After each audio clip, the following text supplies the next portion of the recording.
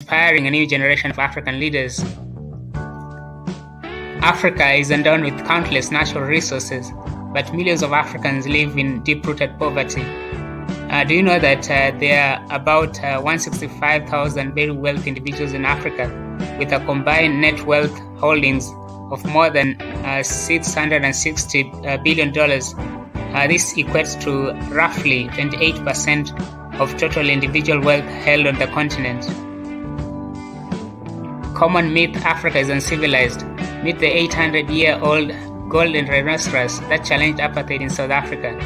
Rhino made from pure gold from Limpopo province of Tanzania, constructed in 1441, 200 years before the invasion by European settlers.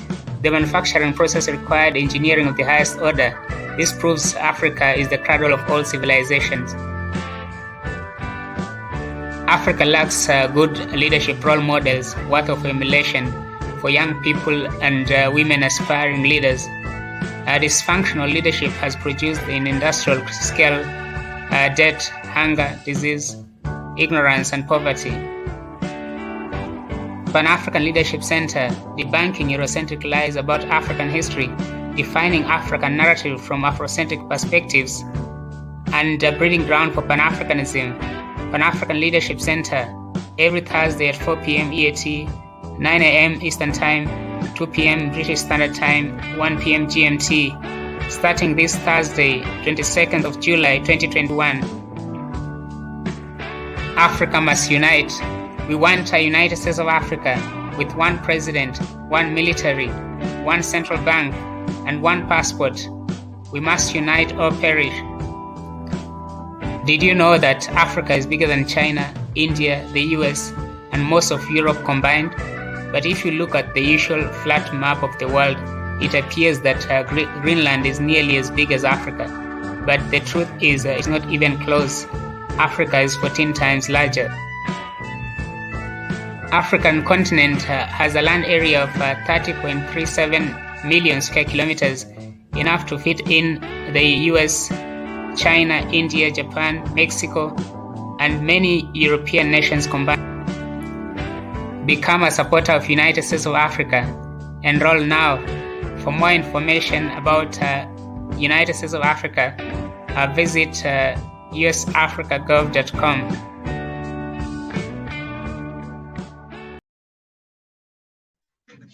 Yeah, that's very funny. Hello, everyone. This is the Pan African Leadership Center. This is the first episode that we'll be streaming, and I'm very honored to be the first host.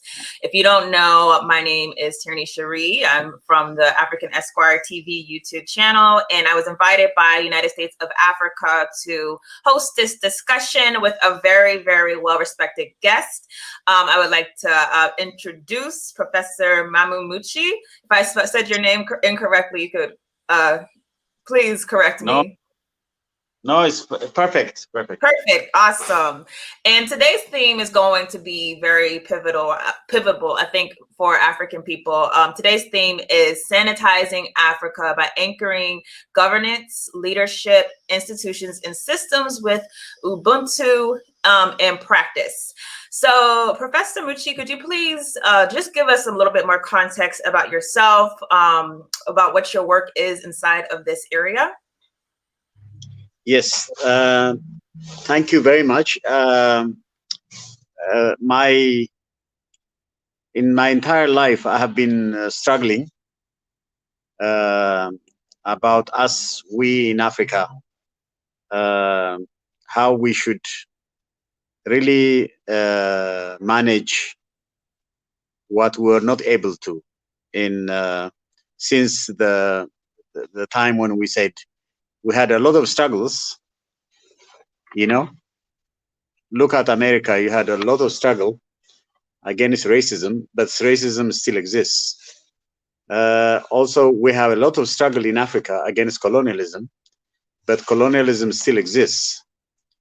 So, and the problem is not always those that colonize us, all right, and that also are racist against us. It's also our problem. We don't know how to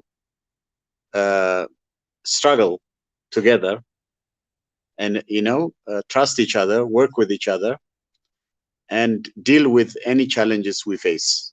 So we have our trust capital is very, very low, and that means that when you don't trust each other, external actors can come and manipulate us. Often, what do? They give you something and me and say, hurt your sister Terry, and I go for hurting you rather than saying, no, I will not hurt my sister. To hell with your money. To all the thing you give me, I don't want it. Her health and her safety is a priority for me, not the pocket that you want to fill with me, and that is evil. That's what we should be saying. We're not saying that. So what happens is we divide each other. Some get weapons, some get all kinds of things. They get manipulated, and then the divisions occur. When the divisions happen, it's easy for them to attack us and divide us and use everything that we have. I mean, trust me, the resources we have in Africa, as our brother Daniel mentions it, is amazing. The other day, there was a discussion we had with the president of the Congo, DRC Congo. I did say to him that the DRC Congo has resources. I told him all the minerals that they have, estimated to 24 trillion. That's a combined gross national product of all of Europe and America in one place in Africa alone. Frantz Fanon called the DRC Congo the heart of Africa. So if you spoil our heart, our body doesn't function very well. So the key thing is, why is the DRC Congo always in conflict? Still, it's in conflict. Why can't you also create, I said, the sovereign wealth fund, something like that, so that the people of the Congo, not only the people of Congo, all of Africa, can be able to own these resources, so that if we own them, there will be no fighting. You shouldn't give it to the politicians. You shouldn't give it to the foreigners, but give it first and foremost, let the Africans own as Africans, because they are there, something like that. And that means all of us, including those of you in America, the Caribbean, all of us we should still facing the same challenge. So we should be really trying to do something like that. So our main issues, I mentioned them, we mentioned them, you and me and all of Daniel, all of you mentioned it. There are 4 areas that we need to fix in Africa. It's critically important areas. And these are governance. The governance in Africa is still poor. It misses 2 things. Missing one is every governance system we have, the state system, everything is copied. Actually, when the independence happened in 1963, what happened? All the Europeans did is they left the system, they arranged, but they just how did they what did they do? Some of them left, but who did they have in the various governments? People they are working with, they support with. Look at Patrice Lumumba. He was independent. They didn't like him. You see, and then they chose the one that they can work with. So they try to have their own agents to run the state they left. We did not decolonize. Decolonization should have been political decolonization, economic decolonization. Also, to be honest with you, in terms of also our way of thinking, how do we really do? Do we keep taking ideas from outside, not valuing our own, and then inferiorize ourselves by saying that the values that come from outside is better than the values we have.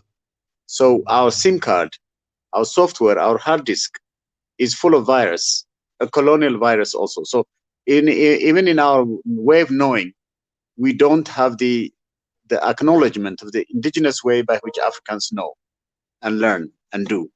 And so we completely ignore our knowledge heritage, our spiritual heritage, and all the struggle that we died for to liberate ourselves from colonialism also was bankrupted. Why?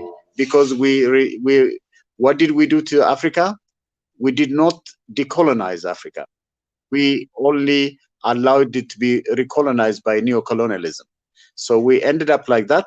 If you take, for example, different parts of Africa, after the 1884, 1885 Berlin Conference, what did they do?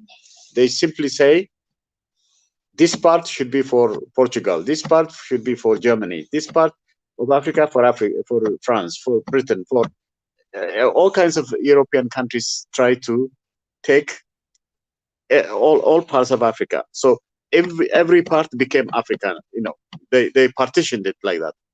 Now, what happened is we still have Anglophone, Lusophone, Francophone, Levantine phone, all these kind of phones. Africa is not a phone. Africa is philia. Africa should be loved. In our deep values, we have the values that not only will save Africa, the whole world. We have Ubuntu. We have many serious, extraordinary philosophies that we have. Even the African Enlightenment was created before the European Enlightenment. And everything, a lot of the things the Europeans do is copy from us, but reject that we created anything. So I think we have that serious challenge, my sister, really genuinely. What we need to do now is to really address this matter. And I really appreciate you very much for creating this Pan-African Leadership Center. I think we need to address it. How do we resolve the leadership challenge? How do we resolve the governance challenge? Leadership poverty, leadership curse is what we still have.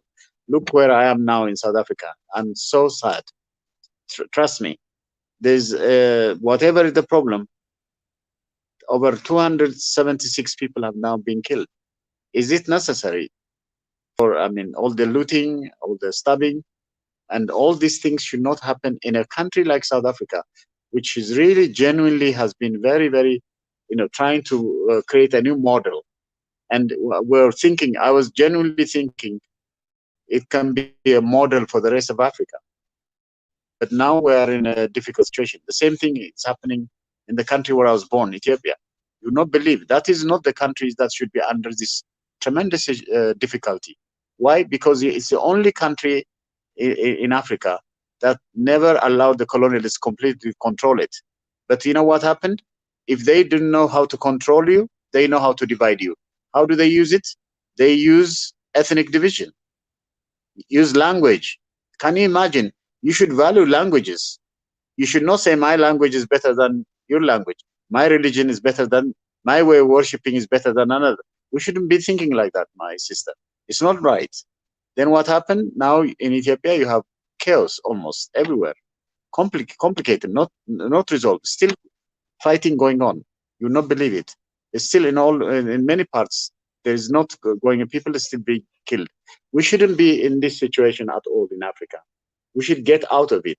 We should value what we need to value most, which is our system of leadership has to change. Our governance has to change. Our institutions have to be really constructed very well. And then the system has to be completely arranged in such a way that the people are involved very systematically, and that would be the best way to do it. I hope no, I heard the, are you hearing me? Yes. Hello? Yes, okay. But I don't want it to be poor, the system, but I think those are some of the ideas.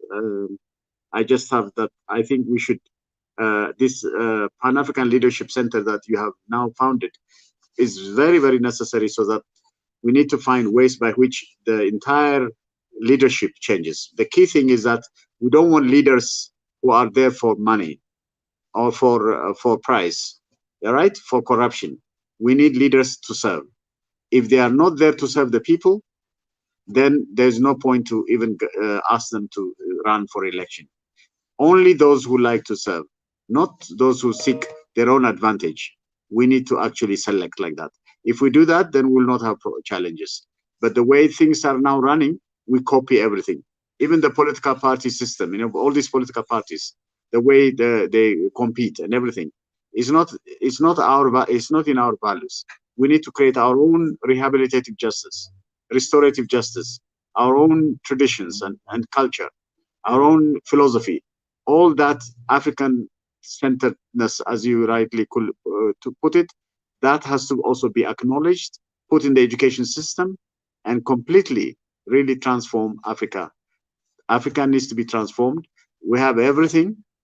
We can not only do what we have is not just for us, for the whole world. We can also save the world. We can do it. It's not a problem. But first, though, at the moment we are now completely in a difficult situation because every resource, our resource, is not with us, and we are not with Africa. We are in Africa, but we're not for Africa. So we need to completely change that, and if that happens, then the future would be bright, and we should go really genuinely onwards and forwards to make a big difference. And I hope we can do it. And thank you very much. Thank you. You've said a lot of points, and so much to discuss. Speaking about, you know, South Africa and also your analysis of the DRC, it seems to be the issue is that whenever a stance of decolonization is taken as far as expropriation of resources or the people taking control of things that are owned by the West, that those leaders automatically become a pariah, obviously, to Western imperialism.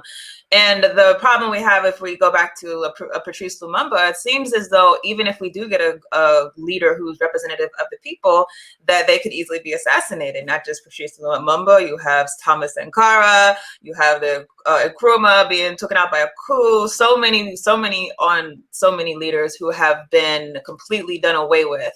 So what is your suggestion as far as African people that if, first of all, when we get these types of leaders who are representative of the people, how are they protected? If you look like Muammar Gaddafi, it was very easy for the West to villainize him and then completely overthrow Libya. And now we know Libya is in turmoil. So what do we do with that reality? No, very good question. We have a serious challenge about how external actors interfere. I must tell you one example now. The external actors, all right? For example, in America, you have the CIA and the USAID, all these other, they join together and then just to generate the conflict. Opposing factions in different parts of Africa get supported by them. In other words, the conflict continues. Because there is a military industrial complex in the United States. The industry produce weapons. They need to sell it. The only way they can sell it is if they kill people.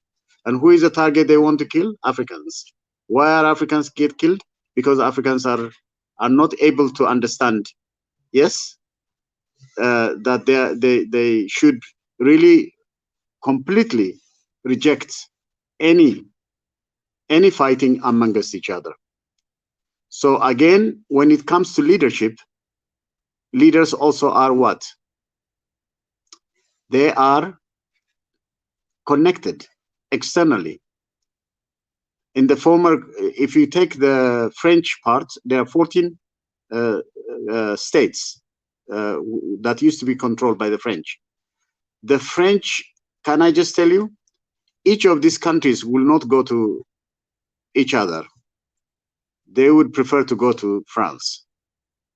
In other words, the relationship over something like 65% of the reserves of the money, the natural of these countries is in French banks. The French do not own that wealth that these African countries have. But if the treasure goes to France, when these countries want to take the money, they pay interest on their own money. I just could not believe it. I'm sincerely telling you. It's so scary. Why are we behaving like that? So what happens is, if you ask them to go to each other's countries, they don't want to go. They prefer to go to Paris. So what you have is, even the leaderships, even some of the coup d'etats problems we have, the Côte d'Ivoire, Cameroon, all these places where there's conflicts among leaders, it is because if you are not, Thomas Sankara. How did Thomas Sankara die? His own best friend is the one that they used, all right, to get him killed. I'm sincerely telling you. I had a PhD at UNISA. One of the students did a PhD, and I was examining it. And I'm sincerely telling you, and I read all of that, I was in tears. I'm sincerely telling you, a person like that. You know what Thomas Sankara said? They told him that this friend of his is against him and he's going to hurt him. And Thomas Sankara says, he's my brother. I can't do anything against him. He says, I can't arrest him. I I hope he doesn't do it. What you're saying is not true. But we're always together. What's the problem? But he did it.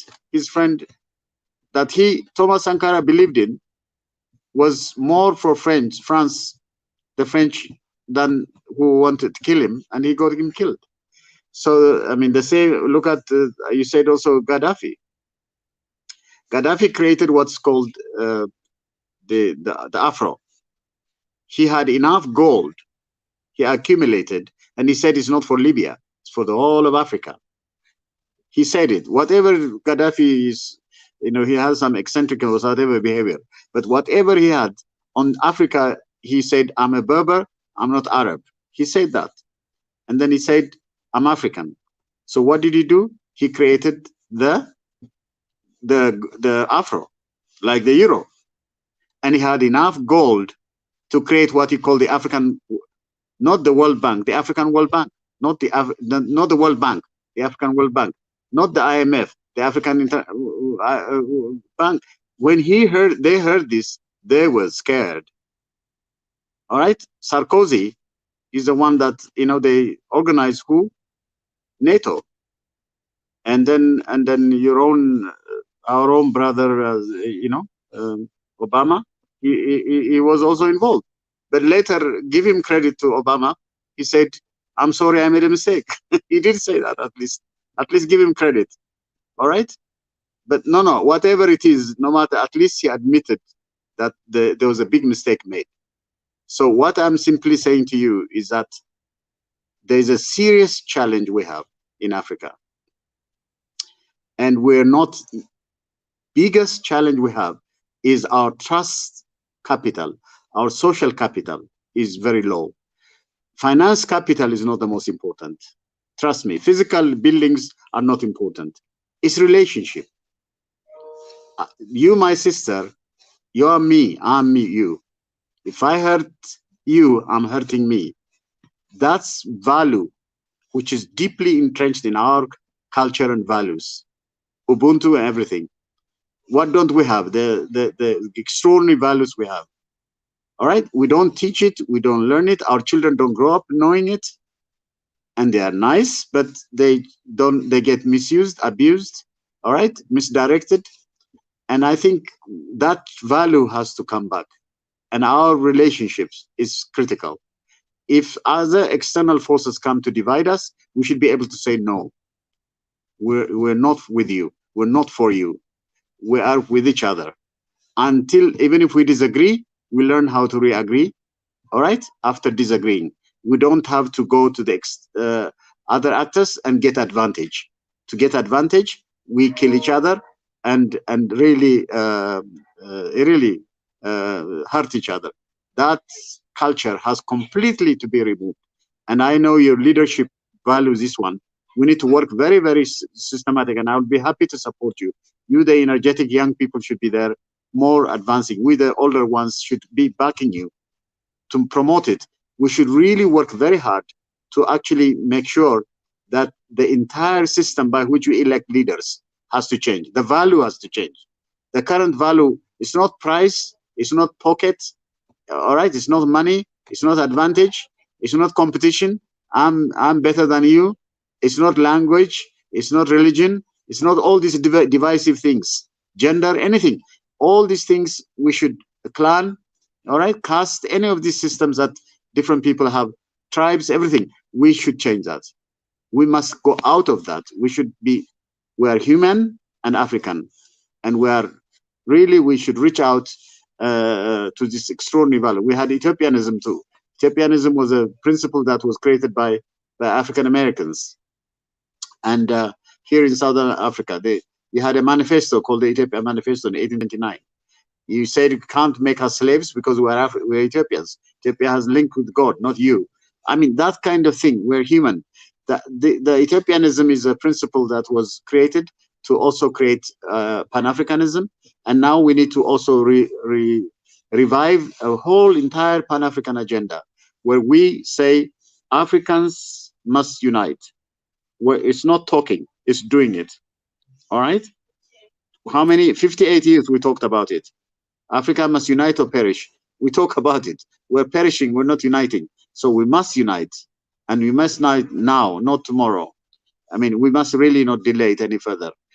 Africans must own rich Africa, that Daniel has been describing in this nice, that in your AP, African Pan-African Leadership Center.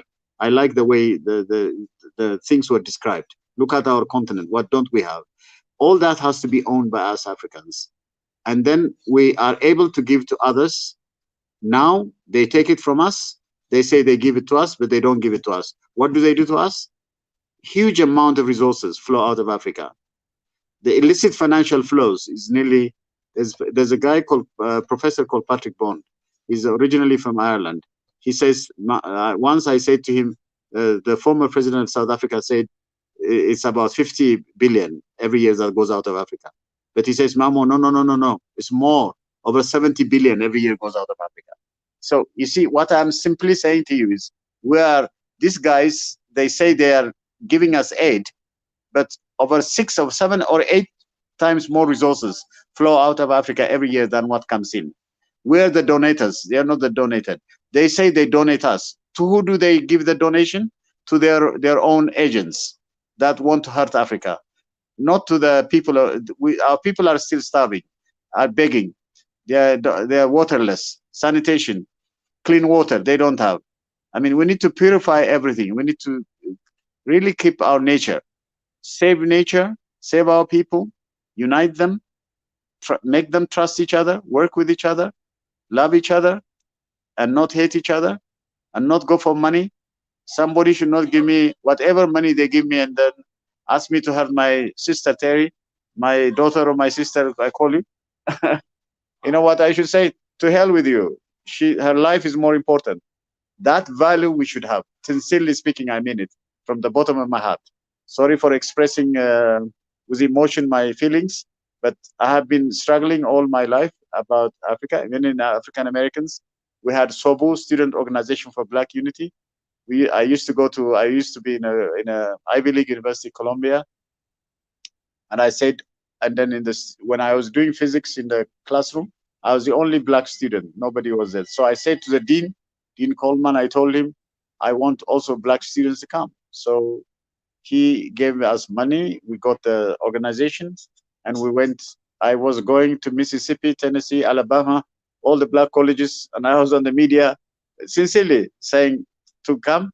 And I think, and at least we got, before I left Columbia, I had, trust me, I was able to get at least about 10 or so black students to join the Columbia University, Stanford, Yale University, Harvard, all this, Princeton. We tried to do things like that. We said we also must join that. So we're struggling. I'm just simply saying to you, in America, we're struggling. And I remember in 1972, we had in Washington, D.C., a big struggle where we said all these things I'm telling you, these values about whatever was going on. We did a big demonstration. I wish I could send you the pictures. In fact, a group of us from Ethiopia, you should see my hair was like that also. What didn't we do? We were very struggling. And I was sincere because we also said anti-apartheid, everything. In fact, I went to maximum security prison for 17 days fighting. And an African-American lady, when she saw me in the Washington Post, I swear to you, I don't know where she is now. She's the one that paid the bail. She doesn't know me, but she just said, what is this young man coming from rural Ethiopia be in this situation? And then she paid the bill and I got out. And then they you know, what do you call it? Anyway, whatever happens, that's the experience we had. All my life I've been struggling. And then even when I came to South Africa here, I just wanted to continue our struggle to make sure Africans become. And now, trust me, I'm hurting. Almost sometimes I feel in tears because when I see this situation, even in South Africa, I go so upset. I was go hurt, not upset, but hurt. And it's not good. And Ethiopia, all these things you see in different parts of the world. Even look what's going on in Haiti. Everywhere you see problems. Like Haiti is also another. It's like Ethiopia is a problem because it defeated the French, Napoleon and everything. And look, it's still suffering. And you know how much they still make millions. They still owes, you know, over 21 billion or something is what the French have been taking from Haiti. Every year Haiti has been paying them. Why should they be doing that? Why should Haiti be in this situation? And they made it the poorest country in the Caribbean. You see, we have challenges. The same thing with Ethiopia. They don't want Ethiopia to be united and developed, because if it does, then it was an independent country, then it becomes an example for the rest. The colonized ones have to be, not the ones that have been independent. Haiti is suffering and Ethiopia is suffering. And even South Africa with all this problem is also, I don't know who is involved in the South African one. I don't know very much, but I'm just scared about what's going on also here. Why South Africa, of all places in Africa, which we thought was going to be a great example, they are doing this to her? I don't know. I think. Thank you. Thank you. You know, Kwame Ture would always say, if you're African, you should be in an organization. And if you're not in an organization, or if there are no organizations that you feel like are going to deal with the issues we face as African people, you need to create that organization. And one of the things that we were taught also through Nkrumah about being in an organization is that that's how you really affect educating people in the masses. And I think you hit a lot of points when you were talking about the mindset that we've adopted from the colonial system. A lot of us, we have developed very anti-African sentiment that we harbor within us, and that prevents us from, one, working together, and also it prevents us from thinking about African cultural institutions that reflect who we are instead of reflect what the European institution is. What are your thoughts on the process of re-educating the masses to do away with the Eurocentric ideals of what our society should look like or what our government should look like, so that we have a more Africanized understanding of what is in our best interest? Very, very good question. Thank you so much. This is serious, what you just asked. The entire education system does not include the knowledge created in Africa. No, this is serious. So we need to completely decolonize the education system. What it means is we need to find a way, like we said, we need to change the leadership, the governance, the institutions, the system. We must also create education in terms of what has been created in Africa over thousands of years. Remember, the slavery came over 500 years ago. And that so many thousands of years our people have existed. And they have been creating many things on every sphere: astronomy, mathematics, everything, language, everything, calendar, alphabet. What didn't they create? So many things have been created by our ancestors. You see? So the problem is, because they have not been created, it's been a big challenge for us. So what we need to do is, for example, the UNESCO Senegalese, when he was a Director General, he created a history book. They produced the history of Africa over 9 books were created. I think they initially 8 books. I think a few years ago they did another 9 books. But I'm just telling you, I was giving a lecture in one of the universities, and I said, how many of you know about this the UNESCO history book on Africa? And they were historians, and I said, some of them didn't know. And number 2, they should be putting it in the curriculum.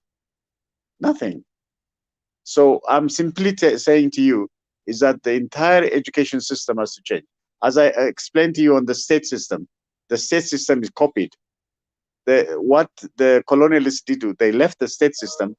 All they did was, instead of the white guys that used to run it, they left, and then they left their people who support them as leaders. So basically, the Anglophone, the Lusophone, what I just Francophone things continued. It's still continuing.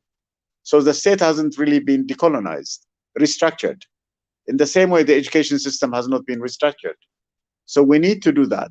And I'm sincerely telling you, almost every sphere, the knowledge is incredible that was created in Africa. In fact, the country where I was born, Ethiopia, it's incredible what has been created there. You know, the calendar is not Gregorian calendar. There was a Sylvester what's his name? Not Sylvester Williams, Robinson. Stephen Robinson is his name. He's Swedish, and a Swedish historian who was teaching at Addis Ababa University in the history department. And he's written books on Ethiopia. And you know what? On the 2007 years by European calendar, that was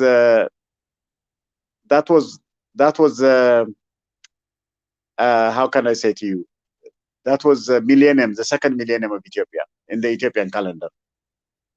And then he said, the alphabet, he said, is a ancient Giz alphabet. The ancient Giz alphabet is one of the earliest languages which the Bible was written. There were about 5 or 6 languages that were used. The Judaic and the Giz.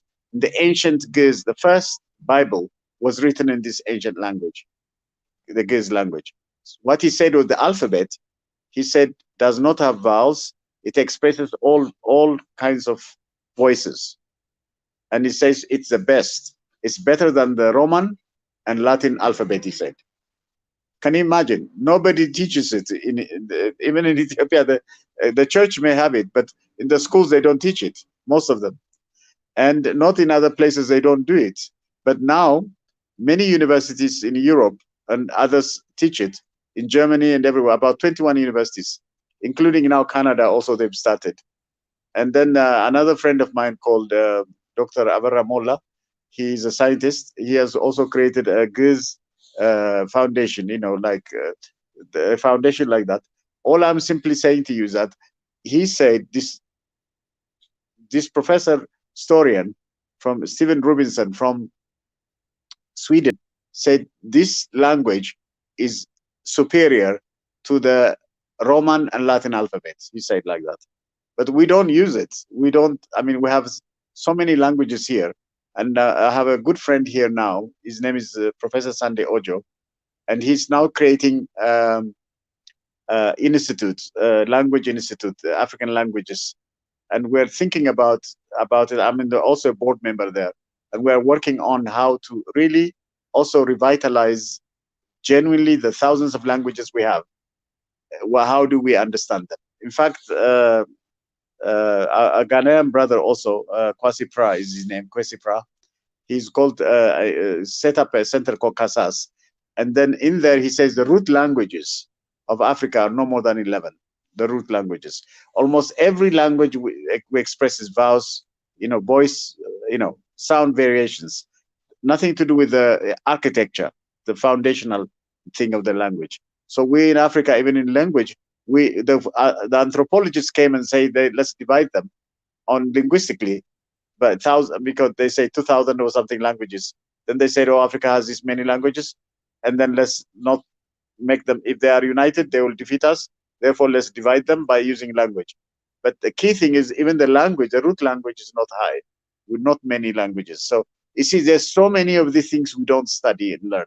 There's also now another brother, Osiris is his name. He uses the ancient classical, name from Pan African name. He's in the US, and they have started a kind of digital online university, virtual university called Osiris University. And we're working on indigenous knowledge about how do we really revitalize, revive, and build on the indigenous knowledge and create innovation also. There's, just to say to you one thing, on the Ethiopian side, the German pharmaceutical, a German guy wrote a 9-page paper where he says almost every pharmaceutical knowledge that we have, we got it from the ancient manuscripts from Ethiopia. So we also have a book called Abu Shakar on astronomy. We also have something called binary logic mathematics, which is a logical mathematical system that is entirely a foundation for the same system is what the internet's world uses. All these things you see in the world, the knowledge system is from Africa.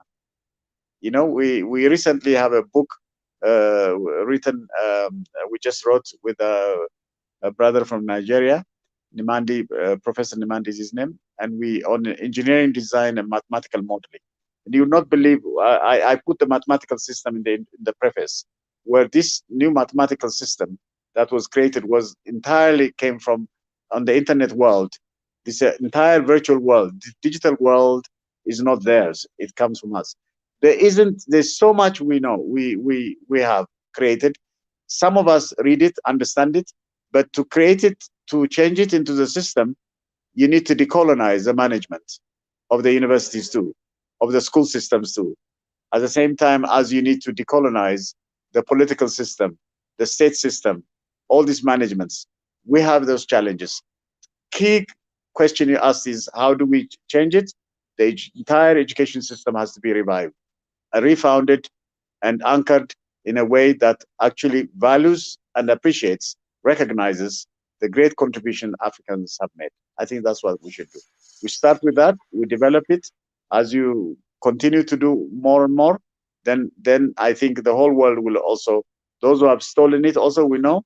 And what didn't they take from us? So many things have been stolen, have been taken, but they were taken from us, but they never acknowledge that they got it from us. Something like that is what we need. We need to value Africa.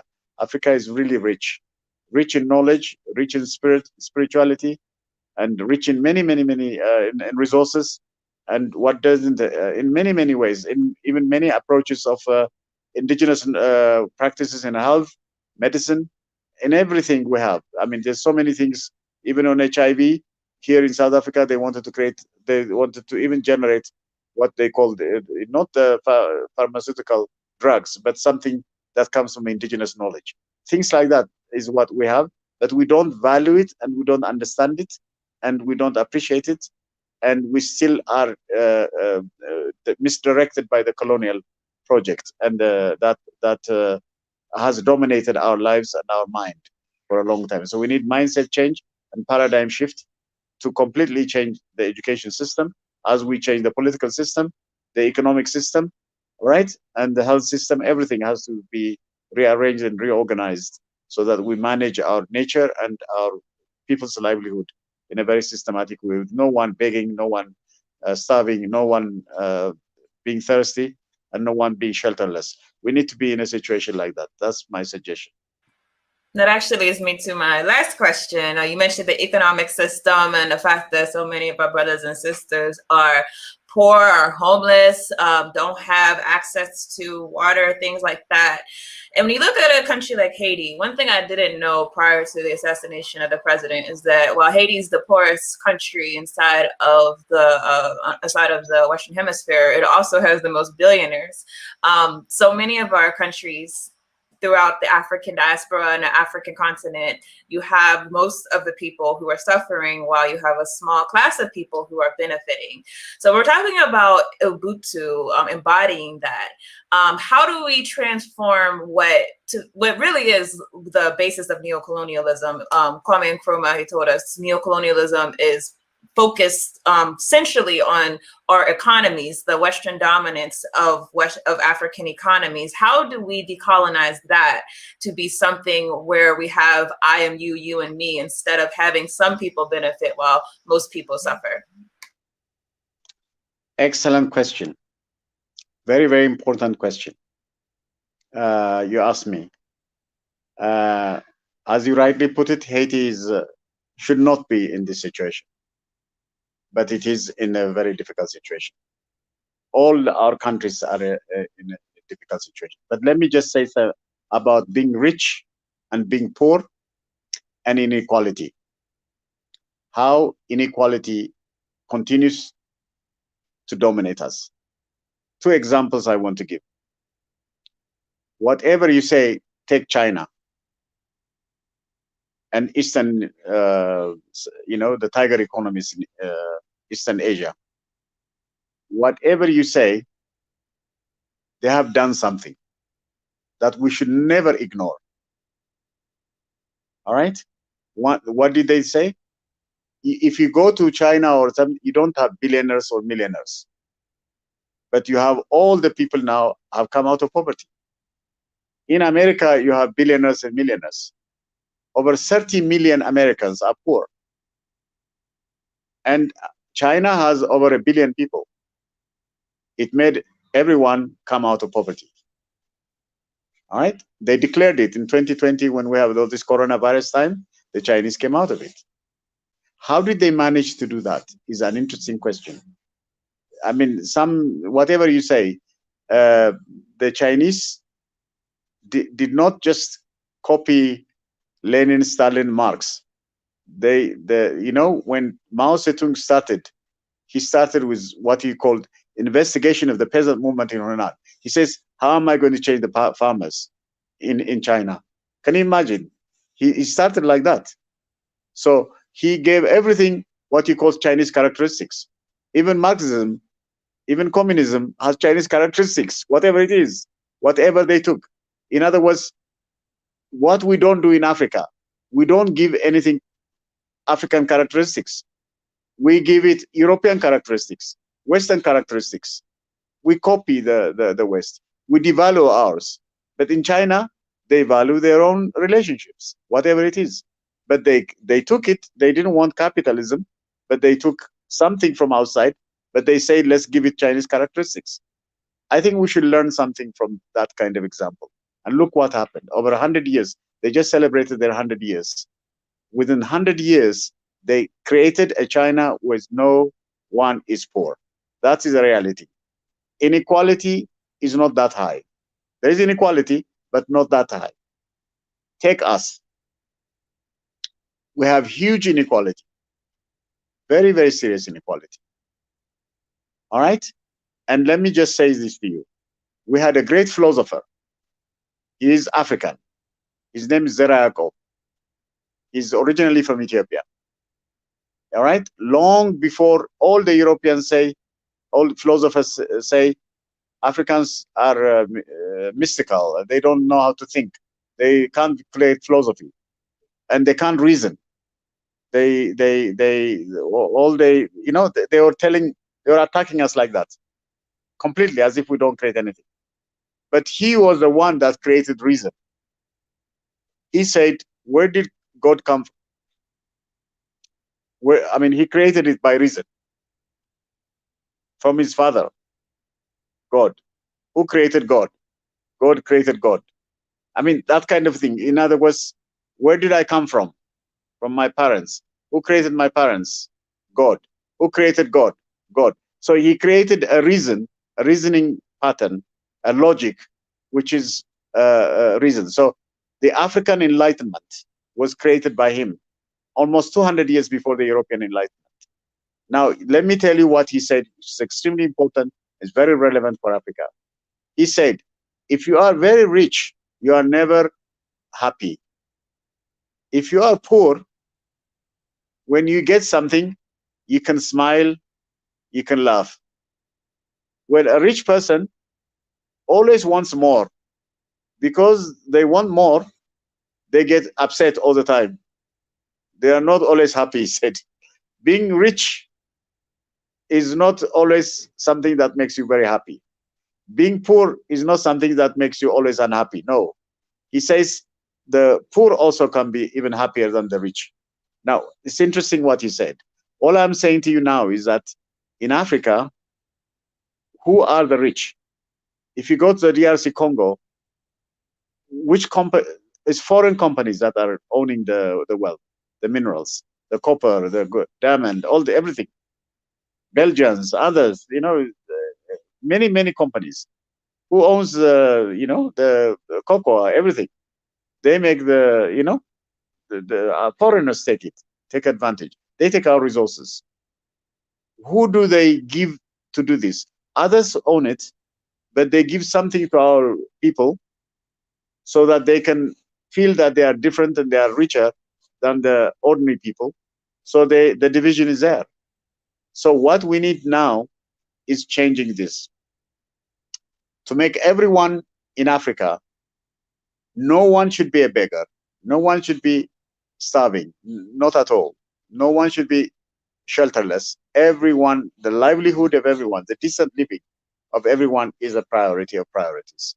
We have to do it like that. So we need to create a system, the governance, the institutions, and the leadership qualities to facilitate this new relationship, where the economic relationship is to eliminate poverty, inequality, unemployment. Our youth must be innovators, inventors, creators, right?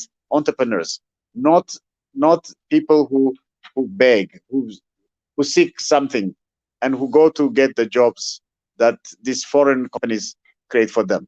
We should find a new way. Even now, all these foreign companies, all these that own our minerals and everything, we should not have to fight them, but we should say ownership is to the people, not to the state, not to the private companies, foreign or even local, but for the people.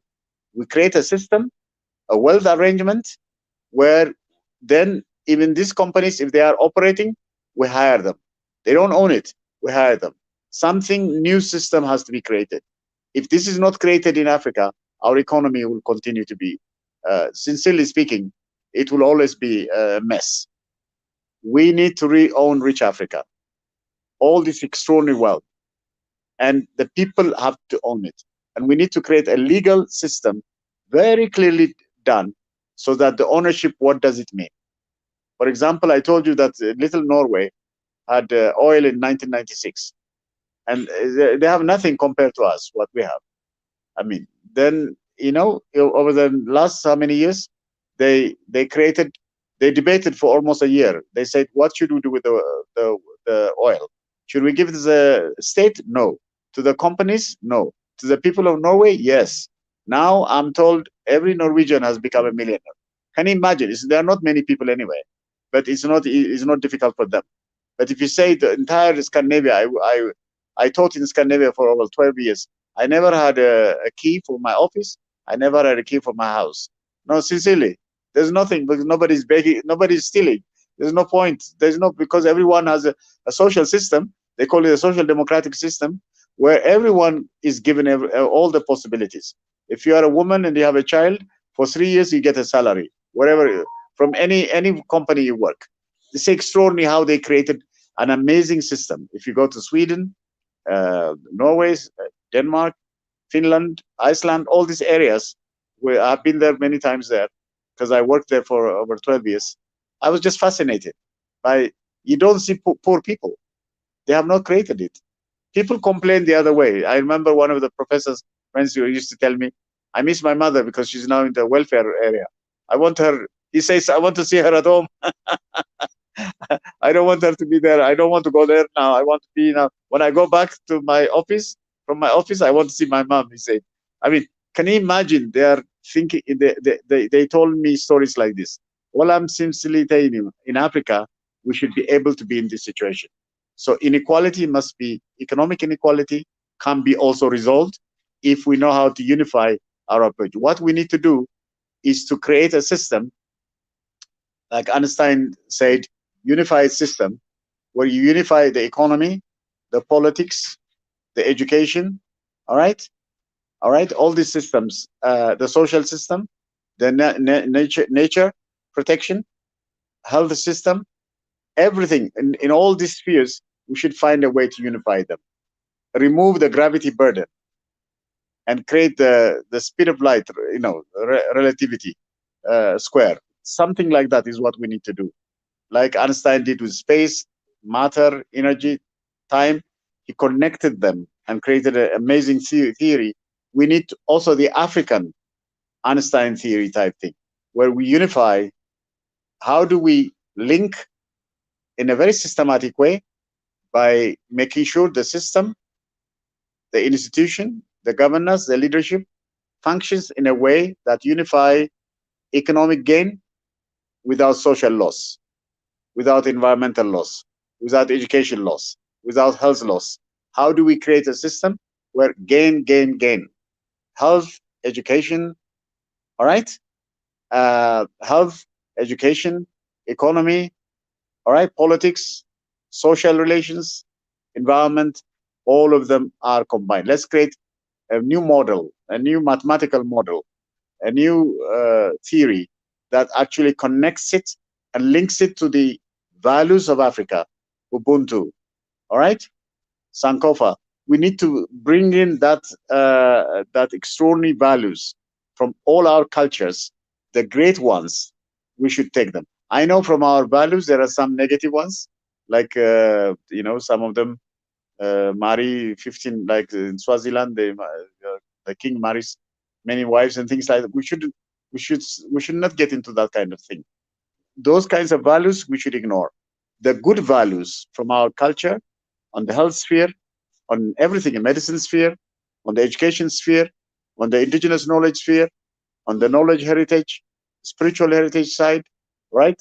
Our struggle from Haiti to all these other places we struggle, in every part, the colonialism, all this we need to put them together, unify them, articulate them, put them in the education system, change the mindset of our people, make our youth and the women, you are very critically important.